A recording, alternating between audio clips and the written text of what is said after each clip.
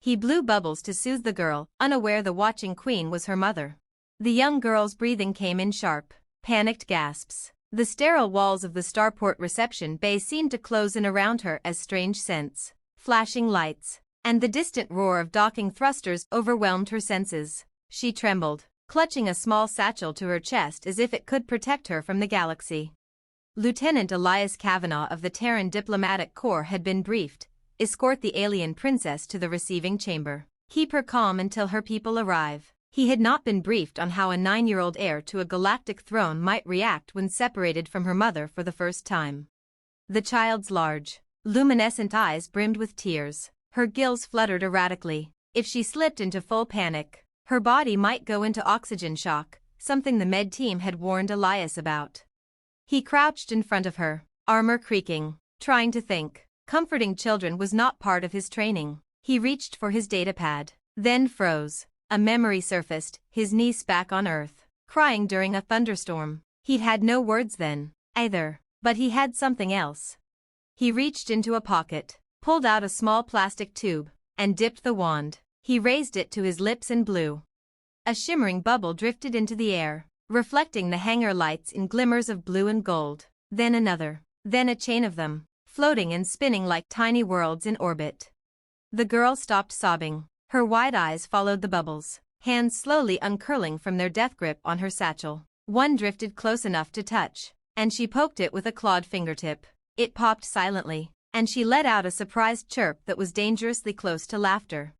Elias blew more, exaggerating the act, crossing his eyes as one clung stubbornly to the wand until it finally floated free. She giggled, gills relaxing, breath smoothing out. He exhaled in relief. Okay, just keep blowing bubbles, soldier.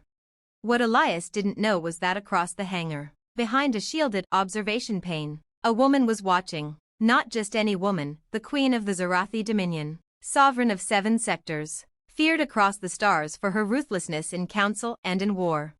Her taloned hands tightened on the railing as she watched a human, a species, still half myth in her people's archives, calm her daughter not with commands, not with medicine, but with play.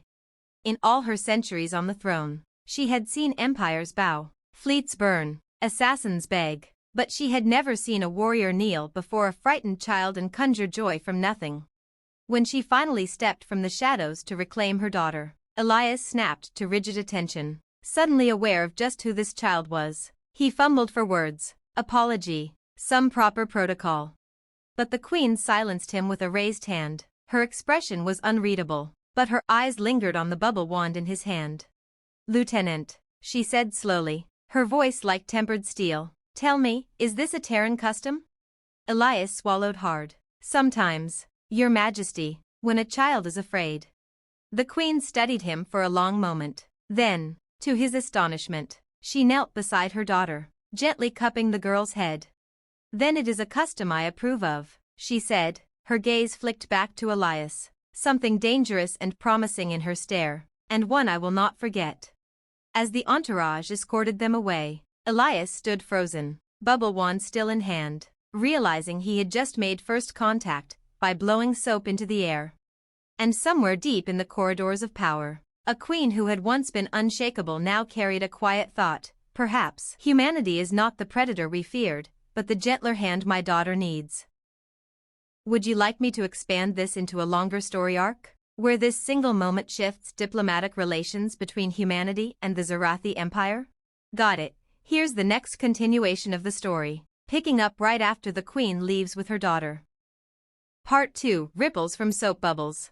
The queen's entourage moved with fluid precision, their armored forms vanishing into the vaulted corridors of the starport. The echo of their footsteps faded, leaving Lieutenant Elias Kavanaugh standing alone in the receiving chamber with nothing but a soap bubble wand in his hand.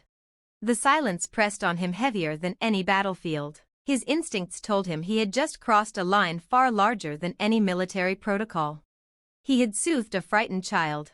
He had touched the heart of a queen. And in doing so, he may have changed the course of history. Hours later, the debriefing began. The human ambassador, a sharp-eyed woman named Dr. Celine Marlowe, leaned forward across the polished obsidian table. Elias, The Zarathi queen made an unscheduled detour in her itinerary, straight to her personal chambers. No threats, no demands, just silence. That doesn't happen, ever. What did you do? Elias rubbed the back of his neck. Embarrassed. Bubbles, ma'am. The ambassador blinked. I'm sorry? He sighed. The princess was panicking. I remembered what calmed my niece back home. So I blew soap bubbles. It worked. For the first time in years, Celine forgot her diplomat's mask. Her laughter rang out sharp and disbelieving. Then she stopped, realizing something critical. Elias. You don't understand. The Zarathi revere gestures of innocent creation. Their records say it's something their people lost when they became an empire. You didn't just soothe the girl. You showed their monarch something she hasn't seen in centuries. Elias blinked. With bubbles. With bubbles, Celine confirmed gravely. Far across the starport, in her private sanctum, the queen cradled her daughter on a couch of living crystal. The child had fallen asleep, but her small hand still clutched a half-popped bubble film she had begged her mother to conjure with her own breath. The queen tried, awkwardly, uncertainly, and failed, but the girl had laughed anyway, eyes sparkling. The queen's advisors whispered outside, urging her to convene council, to discuss war, to tighten her grip on her fractured empire. She ignored them. Instead, she whispered to herself, perhaps the humans know something we forgot. Her daughter stirred in her sleep, murmuring one word, more bubbles. The queen's sharp expression softened, and in that private moment, for the first time in decades, she allowed herself to smile. What no one knew yet, not the human ambassador, not the Zarathi counselors, not even Elias himself, was that this single act of kindness would ignite rumors across the empire. Perfect, here's part 3, moving the story from a private moment into a galactic ripple. Part 3, The Warrior with Bubbles. 2 cycles later, the first rumors reached the Council of Sectors. They came in fragments, carried by spies, merchants, and nervous diplomats. The queen was moved by a Terran. The heir laughed for the first time in months. A soldier brought peace without blood. The whispers merged into a single story. A human warrior carries an ancient magic. He commands bubbles that calm storms of the heart. The Zarathi were a people bred for conquest. Their empire built on harsh survival, discipline, and rule by strength. But hidden in their archives were fractured myths of gentleness, of soothers who could ease pain with nothing but play. Such figures had not walked their worlds in millennia. So when the tale of the human soldier spread, many refused to dismiss it. Some mocked it, calling it weakness. Others feared it, seeing manipulation. But some began to hope. Meanwhile, Elias was drowning in paperwork. He hadn't seen the princess again since the escort, and he was sure he'd be rotated off-world soon. The diplomatic corps had given him a new nickname, Bubble Knight, which he despised. But late one night, his secure quarters chimed with a priority transmission. The face on the screen froze him in place. The queen herself. Her crown was set aside, her eyes shadowed, but the authority in her voice was undeniable. Terran, she said, you will attend my court. Elias stammered. I wasn't informed of. This is not a request. The transmission ended. The next morning, armored transports swept him to the imperial palace. The throne room of the Zarathi Dominion was a cathedral of light and shadow, alive with murals that shifted like smoke. The queen sat upon her living throne, her daughter perched beside her, peering shyly at Elias. The court was packed, nobles, counselors, military generals, all watching him like predators watch prey. The queen raised a hand. Silence fell like a blade. This is the human who calmed the air, she said. I would see him do so again. Gasps rippled through the hall. Some sneered, others leaned forward in fascination. The princess looked at Elias expectantly, her claws twitching. Bubbles? She whispered. Elias's ears burned. This is insane. Yet, what choice did he have? Slowly, he reached into his pocket, pulled out the same small wand, dipped it into the vial, and blew. A single iridescent sphere floated upward, spinning in the beams of light, then another, then another. The girl laughed, a sound that echoed in the vaulted hall like a bell. And in that moment, The throne room of one of the galaxy's harshest empires fell utterly silent. Not in mockery. Not in outrage. But in awe. Because for the first time in living memory, their heir's laughter had filled the throne. The queen leaned forward, her voice soft but carrying like thunder. "Remember this day," she said to her court, "for the Terrans bring not only steel, but something greater. They bring back what we lost." And in the shadows, rival factions realized the danger. If humanity could touch the heart of the Dominion's queen and her heir, what else could they win without ever firing a shot? Backhand index pointing right want me to take part 4 into full-blown political fallout, where rival empires either try to recruit, sabotage, or assassinate the Bubble Knight, fearing that this strange Terran custom might destabilize entire power structures? Alright, let's escalate this. Here's part 4, where the Bubble Knight sparks galactic turmoil. Part 4, the politics of soap and steel. The image of the Queen's daughter laughing at Bubbles spread like wildfire. At first, it was a story whispered in palace corridors. Then, fragments leaked into merchant channels, intercepted by listening posts. Soon, the entire Dominion seethed with speculation. Some called it weakness. The Queen bows to alien trickery. Others called it prophecy. A human rekindles the innocence our people buried. And still others saw it for what it truly was, power. In the Dominion's Senate chambers, debates grew venomous. Terrans cannot be trusted, growled War Master Kareth, pounding his clawed fist against the obsidian table. They wield a weapon we cannot counter, influence that bypasses fleets and fortresses. A child's laugh may soon topple an empire. Opposite him, Chancellor Vera's frills flared. Perhaps that is precisely what we need. A reminder that strength is not only in fire and claws. The Queen sees this. Why can't you? Because I see weakness, Kareth spat. If one soldier can sway our sovereign with toys, what happens when 1,000 Terrans arrive? Silence followed, because everyone present could imagine it, and it terrified them. Back on Earth, Elias had become a reluctant symbol. Newsfeeds ran with headlines. Human diplomat pacifies alien heir with TOY. The vids of the bubbles had been smuggled out, grainy, but powerful. Children across colonies began demanding peace bubbles, and merchants couldn't keep them stocked. The military hated it. The diplomatic corps weaponized it. Elias wanted to crawl into a hole. He never asked to be a figurehead. He never asked to be the Bubble Knight. But every day, more requests piled up, demonstrations, envoys, summits. And then came the death threats. Because while the Queen of the Dominion had smiled, not all her subjects did. The attempt came swift and brutal. A shadow slipped into the human embassy during a midnight cycle. Silent, professional, blades dipped in neurotoxin. Elias was asleep when the assassin struck, only to be intercepted by a shimmer of energy. The air itself hardened, locking the intruder in place.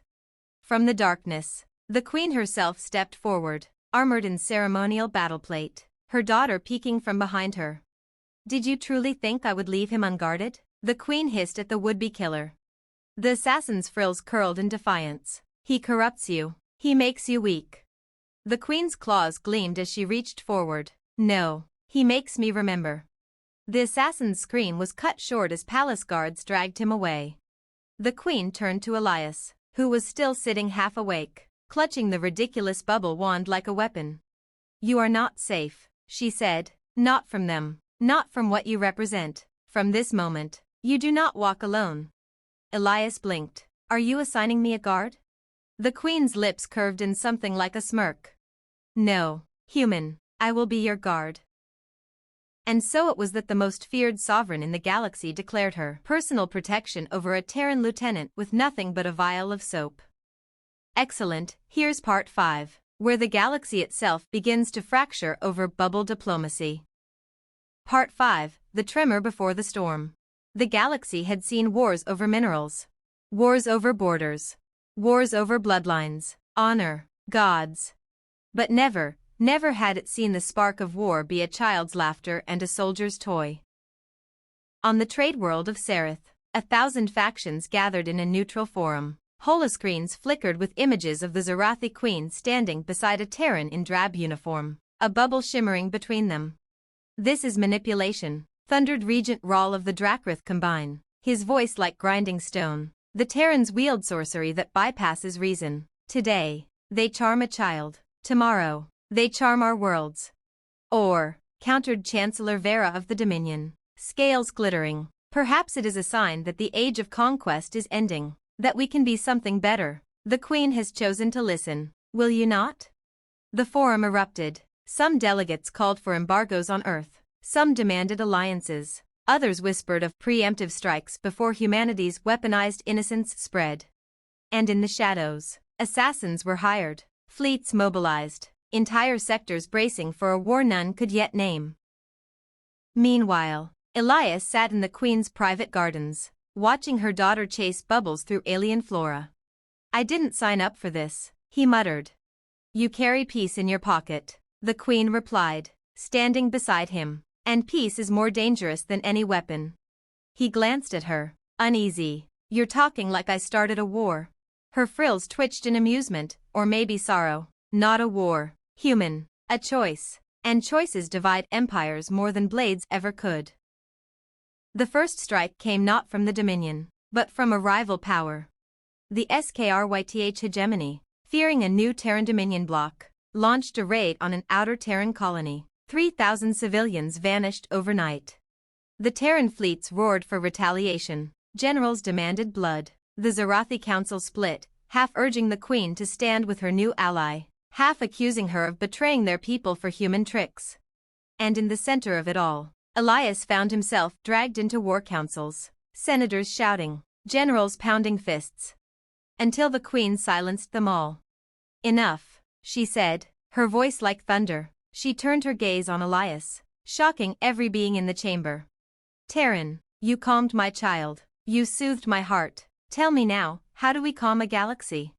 The chamber froze. Every eye turned to the human soldier with a bubble wand. Elias swallowed hard. He had no training for this. He wasn't a strategist, or a politician, or a prophet. But he remembered something his grandmother used to say: "Children don't care about borders. They just want to play together." And so he spoke. "We start," Elias said, "by making them remember what they've forgotten." Outside the palace walls, fleets gathered, engines burning, war drums sounding across the stars. Inside, a human soldier prepared to face the greatest challenge in history. Not to fight an enemy, not to conquer a throne, but to remind an entire galaxy how to smile. Backhand index pointing right. Want me to take part 6 into the first interstellar peace experiment, where Elias and the princess are sent as symbols to hostile worlds, and his every action could ignite peace or plunge the galaxy into war. All right, let's push it further. Here's part 6, where Elias is thrust into the role of galactic peace experiment. Part 6, the first step into fire. The Dominion Council did not agree. The Terran Senate nearly collapsed. But the Queen's word was law. And when she declared, "We shall give the galaxy a choice," not even the loudest generals dared to defy her. And so, against every voice of caution, an unprecedented mission was born. A joint delegation. Not of admirals, not of warriors, not of assassins, but of a child and a soldier. Elias Kavanaugh was fitted with a dress uniform he hated, medals he hadn't earned, and responsibilities that made his stomach churn. The princess, bright-eyed and gilled, clung to his sleeve as if he were her anchor to sanity. Together, they became a symbol, the human bubble night and the alien air. Their mission, travel to worlds balanced on the knife edge of war, and prove, by presence alone, that another path existed. The first destination was perilous, Veros Prime, stronghold of the Skryth hegemony. Its cities were knives of glass, its air smelled of iron and ash. Its leaders despised both Terrans and Zarathi.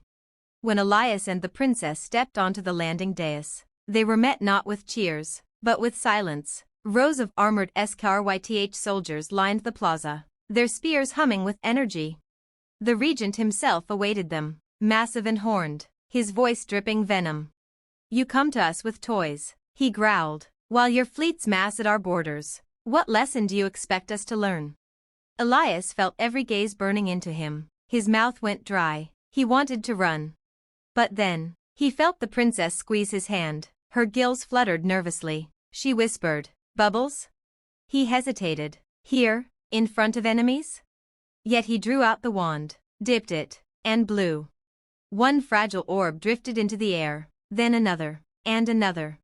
The plaza remained silent until a skryth child, perched on a wall, darted forward, reaching for the shimmer. It popped on his claw, and he squealed in delight.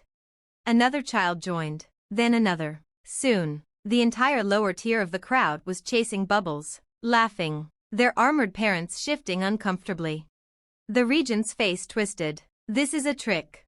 The princess stood tall, surprising even Elias. It is not a trick. It is what you have forgotten. Look at them. She pointed at the children. They are not thinking of war. The regent faltered. His soldiers shifted, and for the first time in decades, the plaza of Veros Prime echoed with laughter instead of war chants. That night, in their quarters, Elias collapsed into a chair, trembling. I thought they'd kill us, he muttered. The queen's daughter curled up beside him, smiling faintly, but they didn't, they played. And far above the planet, in the secret channels of power, the galaxy convulsed. Some leaders saw danger, Terran manipulation, Dominion weakness. Others saw possibility, an end to endless war. Assassins sharpened their blades, prophets raised their banners. And in the middle of it all stood Elias, clutching a bubble wand, realizing the truth. This wasn't just a mission. This was the beginning of a war for the soul of the galaxy. Perfect, now we raise the stakes. Here's part 7, the turning point. Part 7, when laughter met fire. The mission continued. World after world. Some turned them away at the gates, calling them naive. Others welcomed them cautiously, as though testing a dangerous cure. And in strange, scattered places across the stars, something began to happen. Children of rival species laughed together. Soldiers softened when they saw their young chasing iridescent orbs. Even hardened governors found themselves unable to suppress curiosity. It was not peace, not yet. But it was possibility. Then came Thrixis 4. It was a fortress world, scarred by centuries of civil strife. Two factions, locked in eternal war, had bled its soil red. The Dominion and Terran command both begged Elias not to go.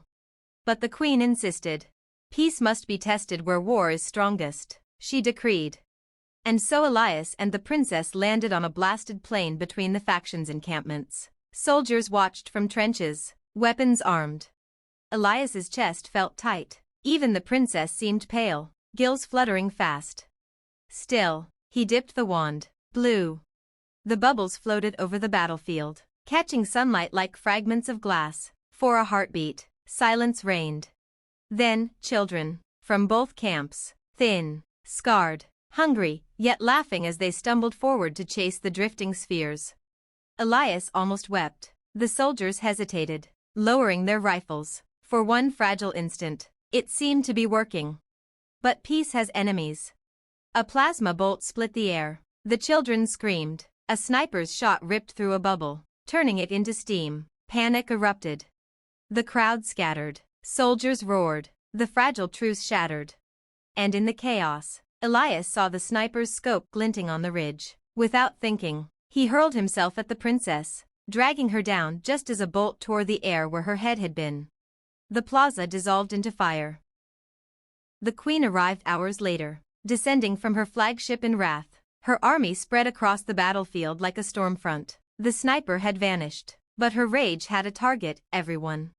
They tried to kill my daughter, she thundered, her voice shaking the stones themselves. They tried to kill peace. The generals roared for blood. The council demanded retaliation. Fleets moved into position. But Elias, bruised and bandaged, staggered into the chamber. Stop, he croaked. Every eye turned on him. Even the queen's fury paused. They fired a shot. Elias said, "Don't fire 1,000 more. If you do, then the sniper wins. If you do, the laughter dies here." The queen trembled with rage, torn between vengeance and the fragile seed of hope Elias had planted. Her daughter clutched her claw and whispered, "Mother, he's right." The queen closed her eyes. Her decision would shape history.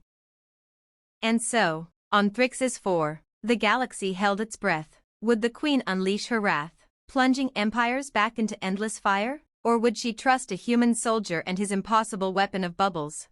For the first time in centuries, the future balanced not on fleets or thrones, but on mercy.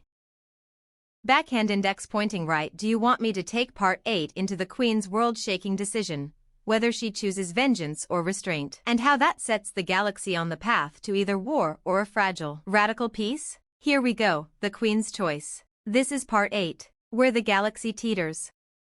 Part 8, the Queen's mercy. The throne chamber on Thrixis IV was carved from the ruins of a shattered citadel. Ash still drifted from the airstrikes of generations past. Every faction leader, every general, every terrified civilian waited, silent, for the Queen's judgment. She stood tall, her daughter beside her, her crown glimmering like a blade. "An attack on my child is an attack on my throne," she said, her voice carrying like thunder, "an attack on peace itself." Her generals raised their weapons, ready to deliver her fury. Entire fleets awaited a single command to burn the planet to glass. And then, she stopped.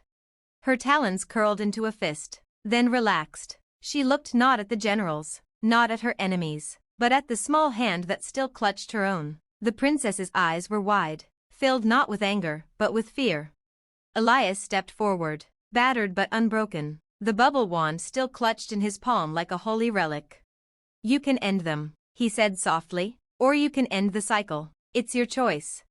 The Queen's gaze lingered on him. For a long, terrible silence, the galaxy itself seemed to wait. And then, she lowered her hand. "No fire," she declared. "No vengeance. The sniper wanted war. We will give them none." Gasps rippled through the chamber. Some counselors collapsed in shock. Others screamed treason. But the Queen's voice cut through them all. "This world will not burn. It will be rebuilt. By both factions, together, and under the protection of the Terrans and the Dominion. Its children will laugh again." The decision spread like wildfire across the stars. Some empires were horrified, calling her weak, compromised, a pawn of Terran manipulation. Others wept, because they had lived their entire lives under the shadow of fire. And now, for the first time, a ruler had chosen mercy instead. Across colonies and worlds, a phrase began to circulate. "If even the Queen can forgive, what excuse do we have not to?" In the weeks that followed, Thrixis IV became something unthinkable, a peace laboratory. Soldiers from rival sides laid down rifles to build homes. Children who once hid from bombs now chased bubbles in the dust. The process was messy, violent at times, and fragile as glass, but it existed. Elias walked those streets every day, bubble wand at his belt, not as a soldier, not as a symbol, but as a reminder. And wherever he went, laughter followed. But beyond Thrixis, storm clouds gathered. The Skryth hegemony saw the Queen's restraint as humiliation. The Drakrith combined feared losing control over their war-driven economies. And in hidden halls, assassins sharpened their knives again, whispering, "If laughter can move thrones, then laughter must be silenced." And so, while Thrixis healed, the galaxy hurtled toward its greatest test. Would mercy spread like fire, or would war come to snuff it out? Backhand index pointing right. Want me to take part 9 into the galactic backlash, where Elias and the princess become direct targets of an interstellar conspiracy to destroy this fragile peace before it grows. Excellent, here's part 9, where the backlash strikes. Part 9, Conspiracy of Silence. Peace is a dangerous contagion. And those who profit from war fear nothing more than its spread. The fragile miracle of Thrixis IV spread through the hyperlanes like a spark. Holos of children from rival clans chasing bubbles appeared on feeds across dozens of systems. Merchants sold peace kits, toy wands with Terran soap formulas. Entire communities began hosting bubble festivals, tiny acts of rebellion against centuries of fear. But in war councils across the galaxy, this was not celebration, it was treason. The Skryth hegemony declared it psychological warfare. The Drakrith combine accused Terrans of infecting children with obedience toxins. Even factions within the Dominion itself plotted in shadow, whispering that the Queen had gone soft, bewitched by human tricks. And so a plan was born, not to strike fleets, not to burn colonies, but to kill the symbol before it could root. The orders were simple. The princess dies. The bubble knight dies. It began quietly. A Terran convoy carrying relief supplies to Thrixis vanished into silence. A Dominion senator, supportive of the Queen's policy, was found torn apart by her own guards. Whispers of the Purity Front, a cross-species cabal devoted to preserving war, began circulating in encrypted channels. Elias felt it long before the strike came. The stares lasted longer in marketplaces. Patrols accidentally went missing on their watch. The Queen herself grew restless, her claws twitching when her daughter left her sight. And then it happened.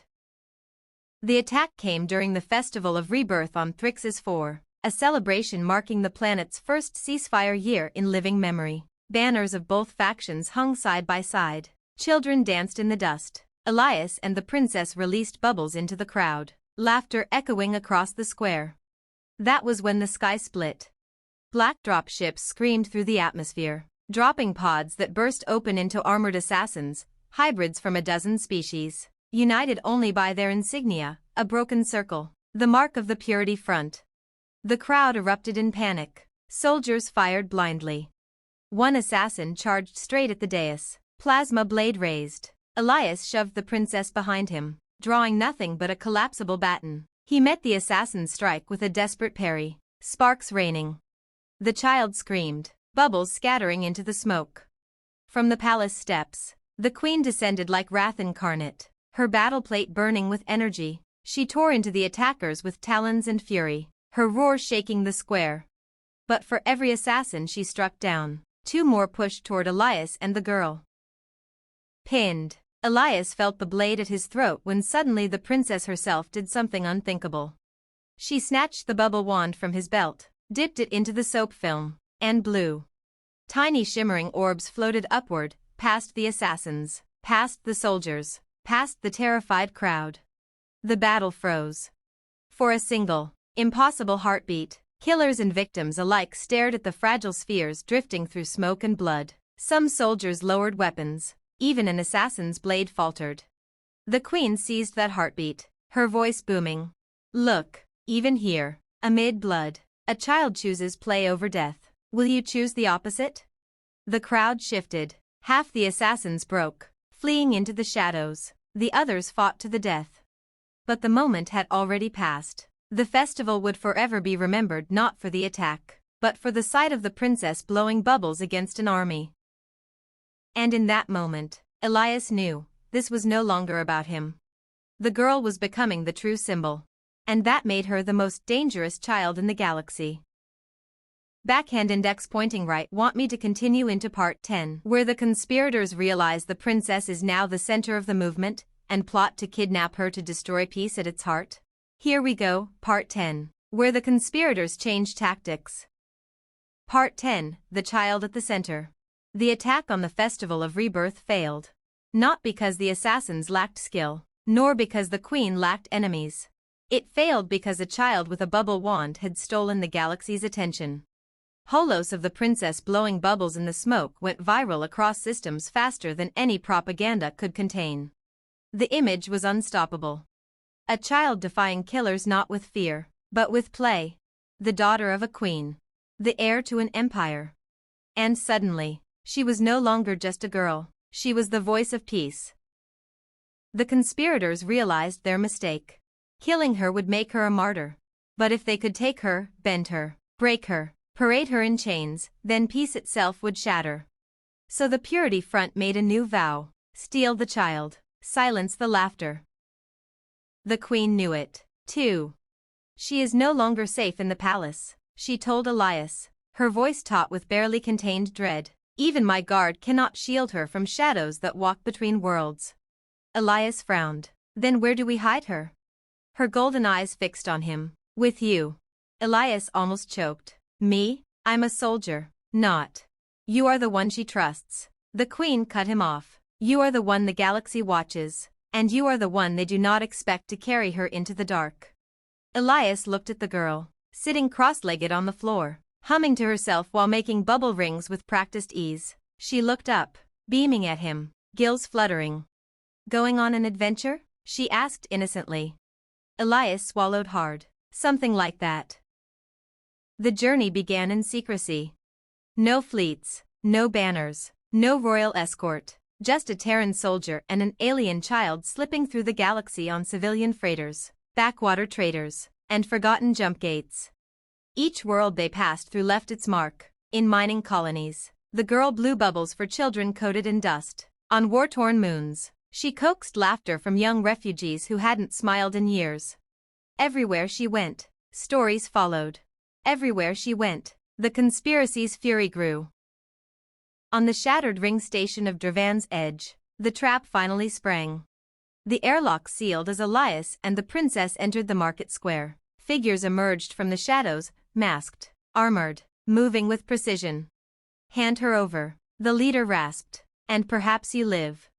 Elias raised his baton. His heart thundered. There were too many. But before he could move, the girl stepped forward, tiny wand in hand.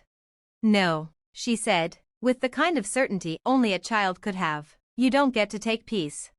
She blew. Bubbles floated into the air, shimmering in the dim light. The assassins hesitated. Some scoffed, others shifted uneasily. All right, here's part 11, where the conspiracy finally strikes in full. Part 11, the abduction attempt. The Purity Front's patience ended on Dravan's Edge. The hesitant assassins who faltered before Bubbles were replaced with zealots who had purged hesitation from their veins. These were not mercenaries. They were fanatics, trained to resist charm, joy, and even pity. And they came prepared. It began with a blackout. One moment the ring station hummed with the clatter of trade. The next it went dark, plunging the market into silence. Emergency lights flickered on, painting everything in blood-red glow. Elias tensed. He knew this trick. He also knew it meant trouble already inside the walls. "Stay close," he whispered, gripping the girl's hand. From the shadows, the zealots emerged, tall, masked, armored in matte black. Their insignia glowed faintly, the broken circle of the Purity Front. This time, they didn't offer terms. They simply advanced.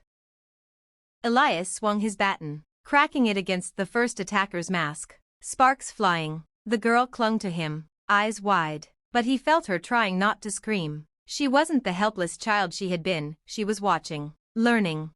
"Run," Elias barked, forcing a path through the chaos. But they weren't aiming to kill him. The zealots struck only to separate him from her, splitting them apart with practiced precision. A clawed hand seized the princess, yanking her from his grasp. She cried out, the sound cutting through Elias like a blade. "No." The zealots tried to drag her into the dark, but the girl fought with wild ferocity, biting, clawing, kicking, and in the chaos, she managed to snatch the one thing they hadn't thought dangerous, her bubble wand. With trembling hands, she blew. The shimmering spheres floated into the gloom, fragile and glowing in the red light. For just a moment, they distracted even the zealots. And in that moment, the market itself erupted. Civilians, miners, traders, refugees rose in anger. Some had seen her smile. Some had children who'd laughed because of her. Some had simply grown tired of fear. They surged forward, hurling crates, tools, anything they could grasp. The zealots found themselves swarmed not by soldiers, but by ordinary people refusing to let a child be stolen. Elias fought his way through the press, battered and bleeding, until he reached her. He tore her free from the zealot's grasp, lifting her into his arms. "We're not safe here," he gasped, running for the docking bays. "Hold on." Her arms clung tight around his neck. "Elias," she whispered, "they'll never stop, will they?" He hesitated only a moment. "No, not until we make them." Behind them, the zealots fell back. Their mission failed, but they weren't beaten, they were learning. And in hidden chambers across the galaxy, their leaders whispered, "If abduction fails, then break her mother." Backhand index pointing right. Do you want me to carry part 12 into the political backlash, where the Queen is pressured by her own council to surrender her daughter for protection, not realizing it's a trap set by the Purity Front? Perfect, here's part 12, where politics twists the knife. Part 12, the trap in the council. The Dravan's Edge attack rippled across the galaxy like a detonation. Holofeeds replayed the girl's abduction attempt endlessly, the zealots dragging her, the desperate civilians intervening, the bubbles rising against the crimson light. For some, it was proof of her innocence. For others, it was proof of her danger. In the high chamber of the royal council, the queen sat upon her throne, her golden eyes fixed like fire on the assembled ministers. "Your Majesty," intoned Councillor Veyron, his voice measured and cold, "the child has become a target too great for even your guard. Every moment she travels freely. She draws blades and chaos." "She is my daughter," the queen snapped. "She is under my protection." Veyron bowed slightly. "No one questions that, Sovereign. But surely you see, your personal guardians have failed. Twice. This is no longer a matter of maternal instinct. It is a matter of state." Murmurs of agreement rolled through the chamber. The queen's jaw tightened. "Say what you mean." Veyron did not flinch. "We propose she be placed in a protective sanctuary, under council oversight, removed from public sight until the Purity Front's threat is neutralized." The queen's claws flexed against her throne's armrests. "You mean to take her from me?" "Not take," Veyron corrected smoothly. "Protect." But the chamber air was heavy with deceit. Everyone knew what this was, a power grab cloaked as guardianship. Elias stood at the chamber's edge, still bruised from Dravan's edge, barely trusted by the nobility yet impossible to dismiss after saving the child. He caught the queen's glance, saw the flicker of fear she would show no one else. The princess sat quietly beside her mother, legs dangling off the throne step. She wasn't humming this time. She wasn't blowing bubbles. She was listening. When Veyron finished, she lifted her small voice into the hall. "You want to hide me?" The chamber froze. No one addressed royalty's heir without permission, but she was no longer just a child. "Yes," Veyron said carefully, "for your own safety." Her gills flared with indignation. "Safety isn't in cages." A ripple went through the room, half shock, half awe. She lifted her bubble wand. In defiance, she blew. The delicate spheres floated upward, reflecting the councillors' stern faces. One popped on Veyron's nose. "Peace doesn't hide," she declared. "Peace walks where people can see it, even if it's scary." The chamber erupted into chaos, ministers shouting over each other, some outraged, some strangely moved. The queen's lips curved ever so slightly. Her daughter had spoken more clearly than a dozen speeches could. But as the debate raged, Elias noticed Veyron's eyes. They weren't furious. They were calculating. The council had been forced into retreat, but only for now. And Elias knew what that look meant. If they couldn't take the girl in the name of protection, they would find another way, something subtler, sharper, deadlier. Backhand index pointing right. Should I take part 13 into the betrayal arc, where someone inside the queen's inner circle secretly aids the Purity Front to ensure the princess is delivered to them?